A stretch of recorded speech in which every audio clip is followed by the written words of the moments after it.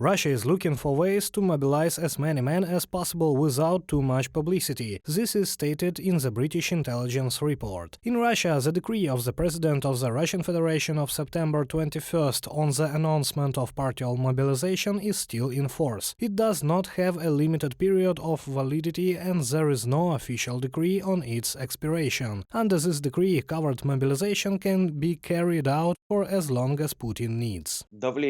No one cancelled the pressure of propaganda and the power of television, and the authorities publicly announced that the mobilization was completed and people believed in it. Although covert mobilization continues, activities to conscript young people for military service continue. Nevertheless, the very quality of those mobilized for the Russian authorities is nothing more than cannon fodder, and the attitude is accordingly the same. Ukrainian intelligence has warned that Russia plans to mobilize 500,000 Russians, in addition to the 300,000 it mobilized in 2022. In its tactics of warfare, the Kremlin is just relying on the number of mobilized, but not on their quality, experts say.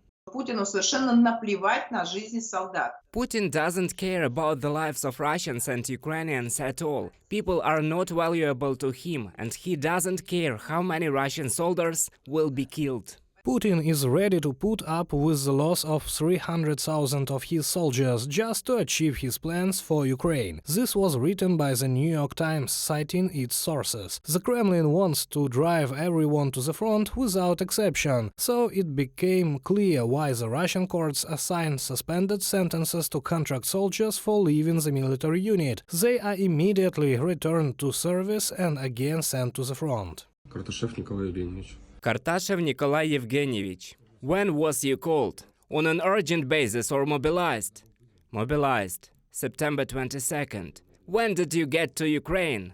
In the end of November. Kartashev is a paratrooper from Pskov who received a year of probation in Russia last December for desertion. The relatives of the prisoner of war told Mediazona publication that when the man came to the prosecutor for a sentence, he told him to come to the Pskov military unit. From there, he was immediately sent back to the front.